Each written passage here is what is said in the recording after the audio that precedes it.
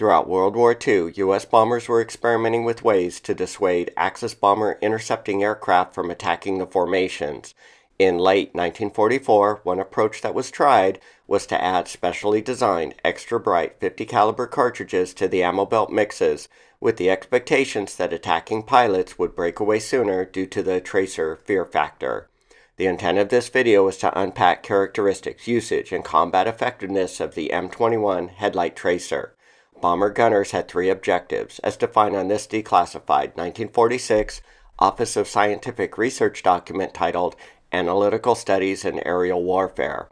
Prevent your bomber from being shot down. Keep other bombers in the formation from being attacked and shot down. Destroy enemy aircraft by shooting them down with your defensive guns. Bombers flew in a tight formation that could bring multiple guns to bear on the target. Tracers were eliminated from ammo mixes and flexible mount gunners shifted to position firing methods in late 1943. The supporting documentation of this policy change is discussed on this channel's video.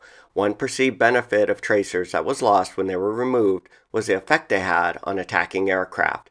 Enemy aircraft seemed to break off their attacks earlier if they were fired upon with bullet streams laced with tracers. Tracers were typically placed every fifth round. Although bomber gunner accuracy improved, bomber gunners griped enemy aircraft were pressing their pursuit curve attacks closer to the formation prior to breakaway. This image illustrates a typical beam pursuit curve path from a 1944 aircraft gunnery manual. The more aggressive interceptor attacks were attributed to the lack of ammo belt tracers. To lessen these aggressive fighter attacks, the 8th Air Force reintroduced tracers into the bomber ammo mixes, as discussed on this Headquarters 8th Air Force document titled Major Problems and Accomplishments of 1944 and Major Problems of 1945. A new 50 caliber Headlight Tracer cartridge was introduced at the end of 1944. The bullet's light was visible from both the rear and the front of the bullet. Bomber gunners were enthusiastic regarding the effects the bullet's bright trace light had on attacking German bomber interceptors. Widespread use of headlight tracers was planned at the end of 1944. Characteristics of the headlight tracer are shown on this table from a 1957 Department of the Army and Air Force document titled Ammunition for Aircraft Guns. The M21 Headlight Tracer cartridge weight equates to 1,779 grains, the bullet weight is 704 grains, and the tracer and igniter compound weight is 93 grains. Both the M1 and M21 tracers can be identified by the bullet tip red color.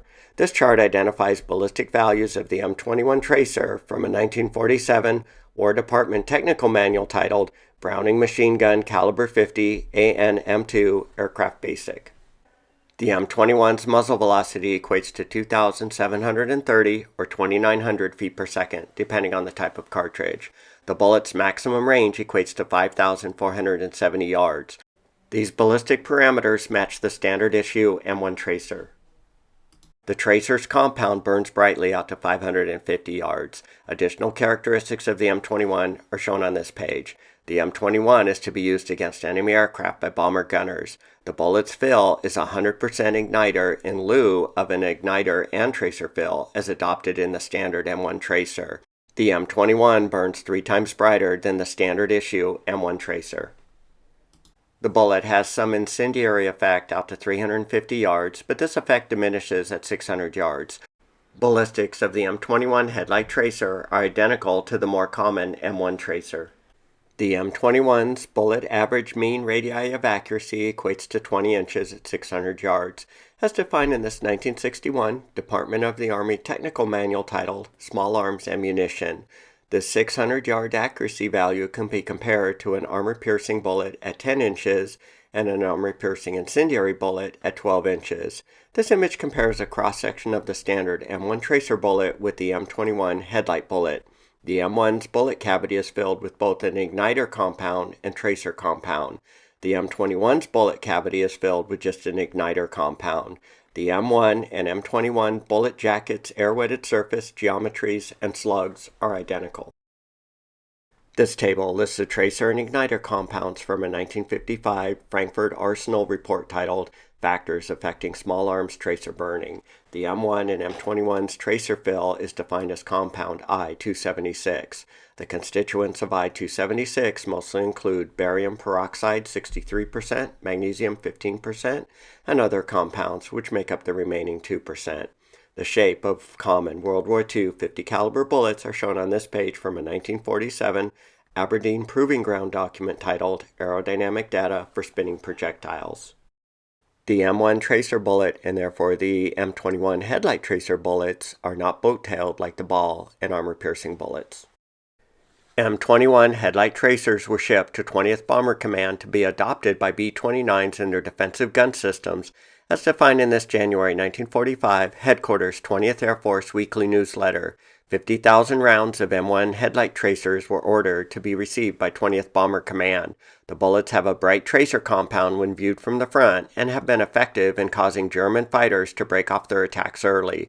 Various theater bomber gunners have tried the new headlight tracers. They burn brighter than M1 tracers. Reports are favorable as enemy aircraft disengage and break away sooner. However, gunners who have not been trained in tracer usage become bewildered and resort to using tracers as their sole method of target sighting.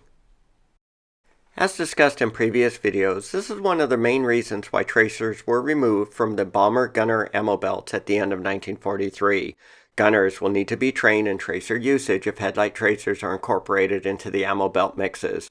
Unfortunately, I could not find any follow-up archival documentation if they were ever adopted in B-29 ammo belt loadouts. Tracers would likely have more of a confusing effect on B-29 gunners given their sighting station positions relative to the turrets. A captured German fighter pilot discussed the impact tracers had on their attacks, as discussed in this 1944 Intelligence Office of the 66th Fighter Wing document titled A History of the 8th U.S. AAF Fighter Command. Bomber gunners firing tracers did not deter their attacks. They welcomed tracers as it provided an indication as to the weak points of the formation which were less defended. This did not apply to forward-facing attacks where closing speeds were too fast to assess the weak parts. This page summarizes the effect tracers had on both bomber-gunner attitude and enemy pilot fear factor from a 1968 Department of the Army Chief of Research and Development document titled A Review of Literature on the Use of Tracer Observations as an Anti-Aircraft Firing Technique. A majority of gunners want some tracers in the ammo mix. If tracers are eliminated, gunners will need to be retrained to convince them their firing is striking the target. Gunners indicate a tracer seemed to distract and frighten attacking pilots. Tracers may disrupt the attack even if they are not striking the aircraft. This premise is difficult to confirm. Some pilots benefit from tracer fire as it indicates the heavily defended target points. Other pilots experienced fear when under tracer fire. The theory that tracer fire deterred attacks on bombers led to the development of the headlight tracer cartridges in World War II, which were modified M1 tracers. The M21's frontal brightness was 3 times that of an M1 tracer. Initial combat engagement reports indicate they had the desired effect on attacks. Enemy pilots were less aggressive when bombers were defended with headlight tracers and broke off engagements earlier. After the war, though, enemy pilots indicated the effects of headlight tracers was not as frightening as reported. Because of this, the headlight tracer program was discontinued. In summary, M21 headlight tracers were developed from standard M1 tracers, except they were filled with 100% igniter compound instead of a tracer and igniter compound. They were adopted at the end of 1944. M21 tracers were 3 times brighter than standard M1 tracers. Field reports indicate they caused German bomber interceptors to break away sooner, leading to less aggressive attacks. Post-war surveys and interviews indicated some German pilots welcomed tracers as they showed the formation's less defended soft spots and were not as frightened as bomber gunners implied. They were not used after World War II due to these reasons. If you have enjoyed this headlight tracer deep dive review, please consider commenting, liking, and/or subscribing to the channel World War II U.S. Bombers.